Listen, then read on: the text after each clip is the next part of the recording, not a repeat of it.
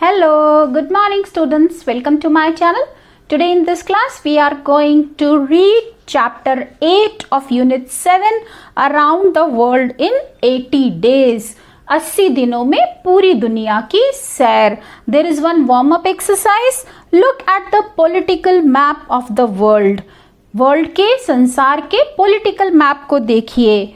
Imagine you have to go on a trip around the world in 80 days. You have to imagine, कल्पना कीजिए कि आपको पूरे संसार को घूमना है 80 दिनों में. Which countries would you visit and why? आप कौन कौन से देशों को घूमना चाहेंगे और क्यों? Now there is one table, students. You can make notes here. You have to make your notes here. In one column you will write, I would like to visit. The countries you will write, which country you like to visit. आप कौन कौन से देश में घूमना चाहेंगे उनके नाम यहाँ लिखेंगे और दूसरे कॉलम में लिखेंगे रीजंस कि आप क्या कारण है आप उसी देश में क्यों जाना चाहते हैं.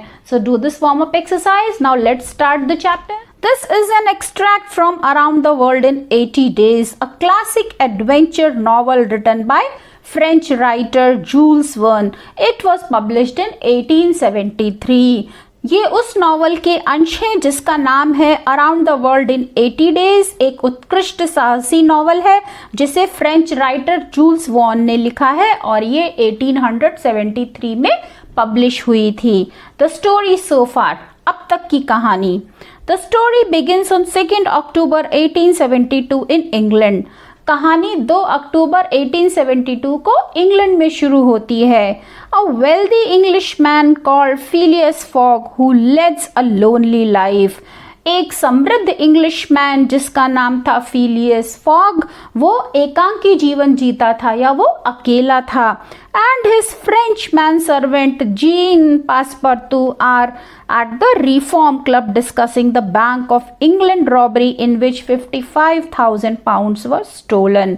अपने फ्रेंच नौकर जीन पासपर्तू के साथ रिफॉर्म क्लब में बैठे हुए थे और वो लोग डिस्कस कर रहे थे बैंक ऑफ इंग्लैंड की लूट के बारे में जिसमें 55,000 पाउंड्स चोरी हुए थे. Fogg says that with advances in transportation, Fogg कहता है कि ट्रांसपोर्टेशन में जो इतनी तरक्की हुई है यानी यातायात के साधनों में जो इतनी तरक्की हुई है, it is easy for the robber to get about quickly. तो रॉबर्स को निकलना बहुत आसान है, वो जल्दी भाग सकते हैं. In fact, he claims that he can get around the world in 80 days. बल्कि वो दावा भी करता है कि वो पूरे संसार को 80 दिनों में घूम सकता है. The club members make a bet of 20,000 pounds that he can't do it. Club के जो बाकी मेंबर्स हैं, बाकी सदस्य हैं, वो शर्त लगाते हैं 20,000 पाउंड्स की कि नहीं, वो ऐसा नहीं कर सकता, वो 80 दिनों में पूरी दुनिया को नहीं घूम सकता. Fogg accepts the bet and that's how his epic journey starts. और फॉग उस शर्त को स्वीकार कर लेता है और इस तरह से उसकी ये इम्प्रेसिव यात्रा शुरू होती है. At 8:45 PM that night, उस रात को रात के 8:45 पर Fogg and Passepartout set out from London by train on an adventure of a lifetime. Fogg और पासपार्टू ट्रेन के द्वारा लंदन से अपने जीवन भर की साहसिक यात्रा को शुरू करते हैं. However, Detective Fix from Scotland Yard believes that Fogg is the bank robber. और जबकि एक जासूस जिसका नाम फिक्स है जो स्कॉटलैंड से है, उसको ये यकीन है कि फॉग ही बैंक का रॉबर है, बैंक को लूटने वाला है. एंड फॉलोज देम, और वो उनका पीछा करता है. This story begins just when Fogg and Passepartout are expected to land at Suez. और ये कहानी तब शुरू होती है जब फॉग और पासपार्टू सूज कैनाल पर लैंड करने वाले हैं, पहुंचने वाले हैं. The steamer Mongolia belonging to the Peninsular and Oriental Company built of iron of 2,800 tons burden and 500 horsepower was due at 11 o'clock am on Wednesday the 9th of October at Suez.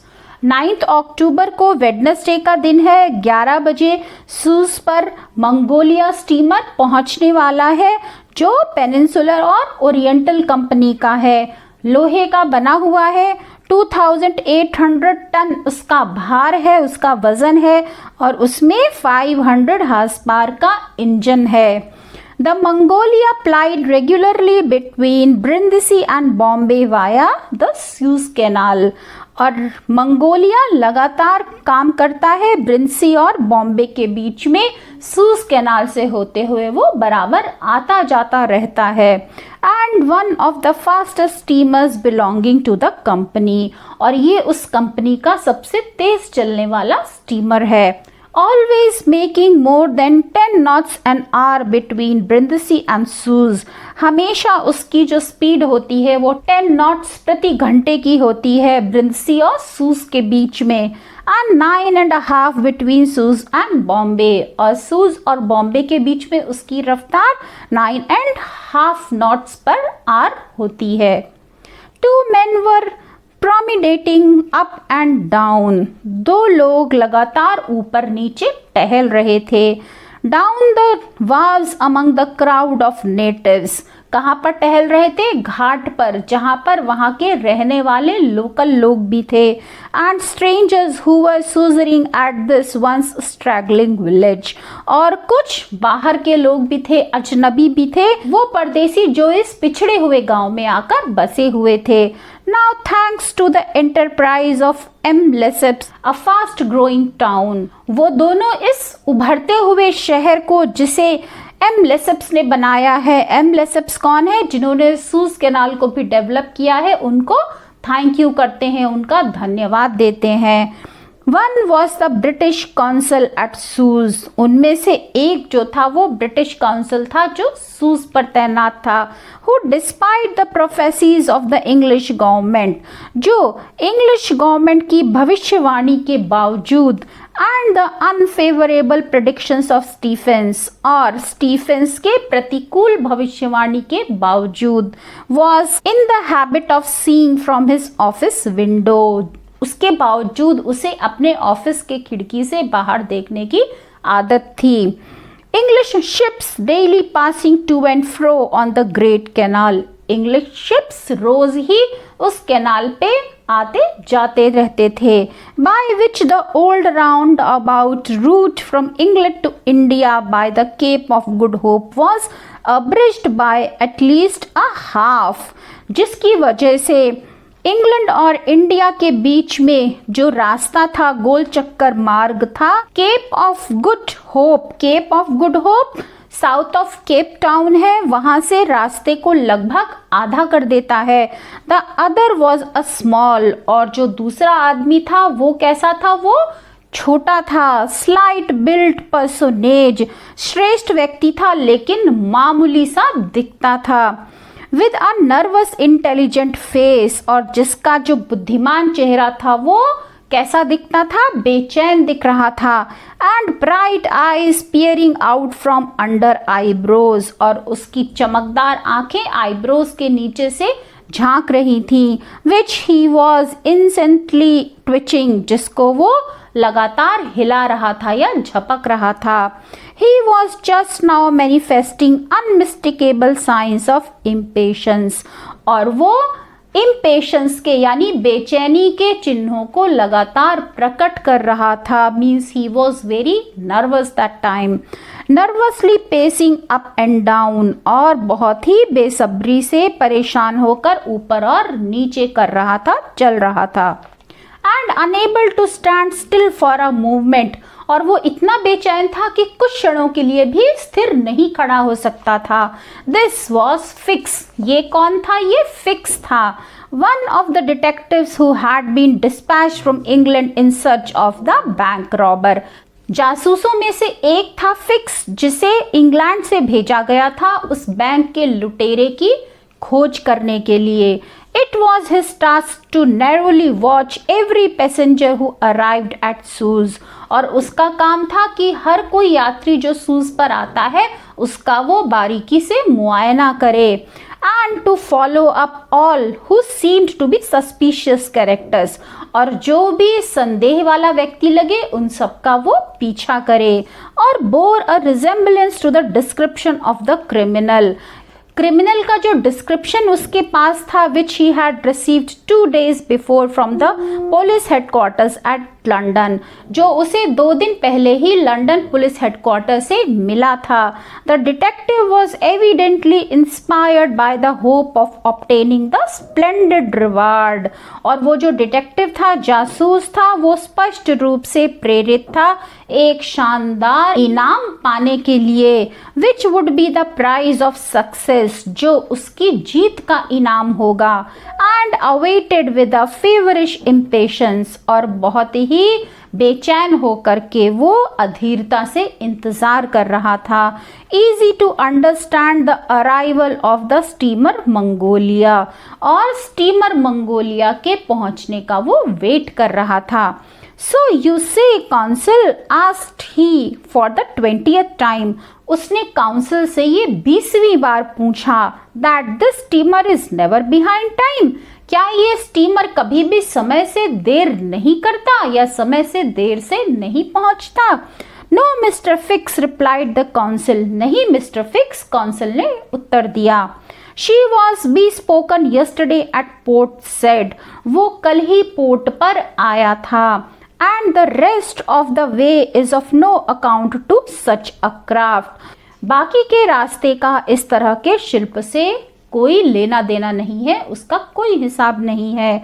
I repeat that the Mongolia has been in advance of the time required by the company's regulations, और मैं दोहराता हूँ कि Mongolia हमेशा समय से पहले आ जाता है।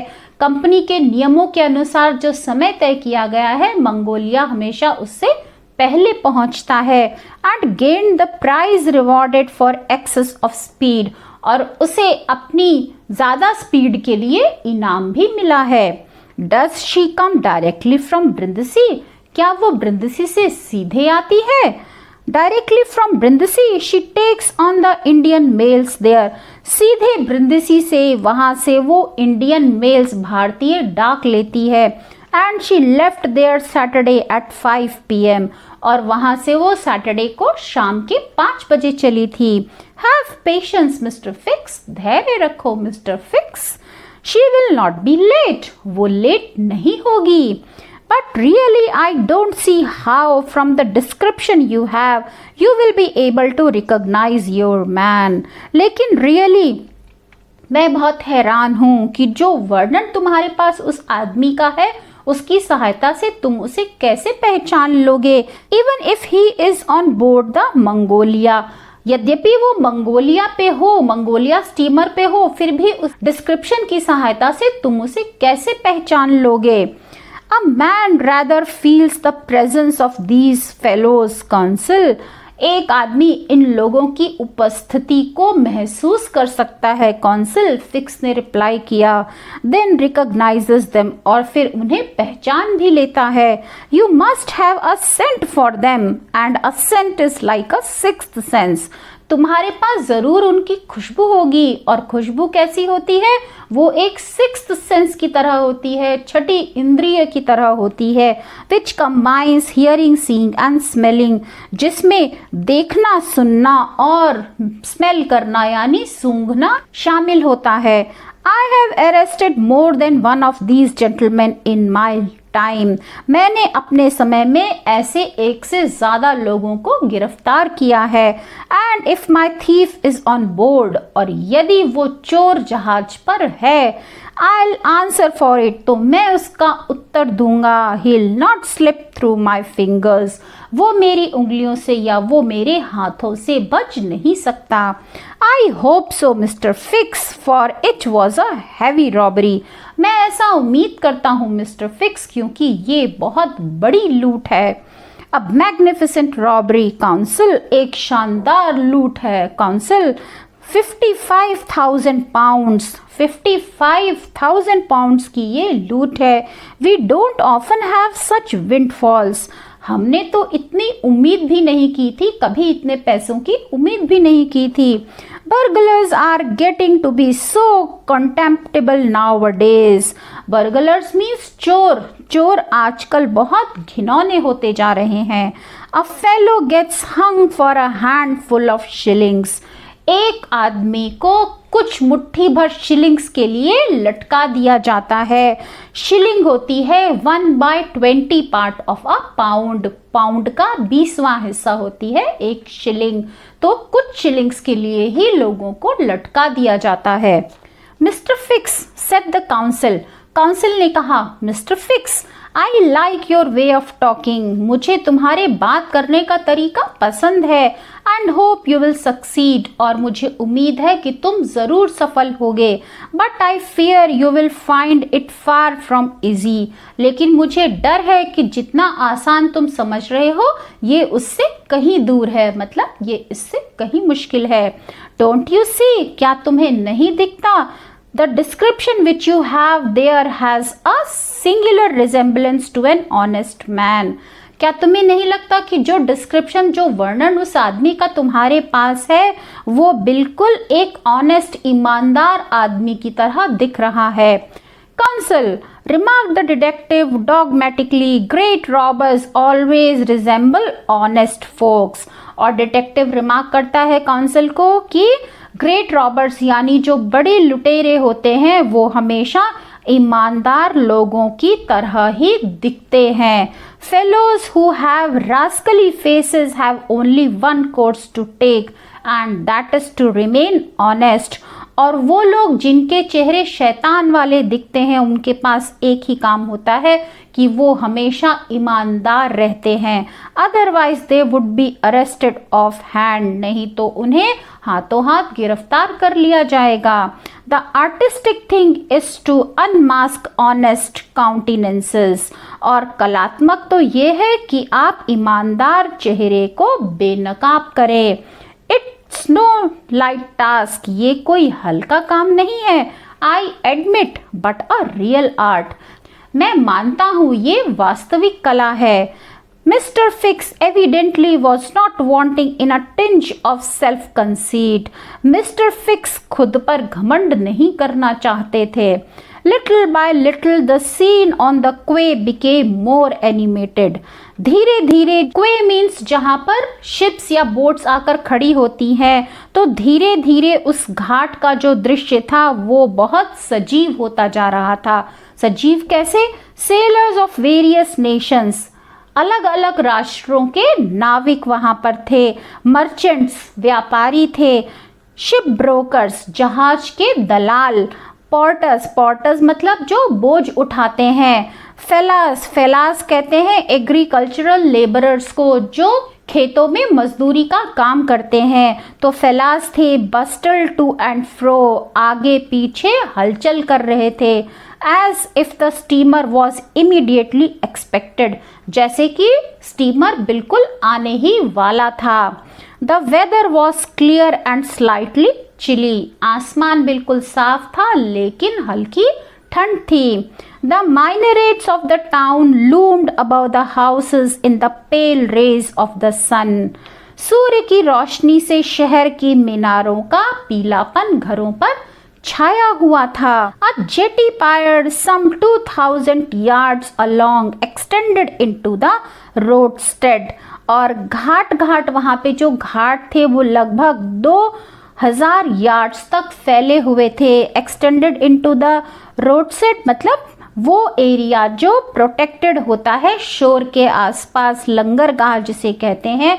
तो लंगरगाह तक वो 2000 यार्ड्स तक फैले हुए थे. A number of fishing smacks, बहुत सारे मछली पकड़ने वाले. एंड कोस्टिंग बोट्स, और वो नावें. Some retaining to fantastic fashion of ancient galleys, और कुछ नावें ऐसी थी जो प्राचीन तरह के दृश्यों को दिखा रही थी. वर डिसर्नेबल ऑन द रेड सी, वो रेड सी पर देखी जा सकती थी. So students, I hope you liked the video. That's all for today. We will continue remaining chapter in next video. If you like it, press on like, comment, share and don't forget to subscribe my channel. We'll meet again with another video. Till then, bye bye.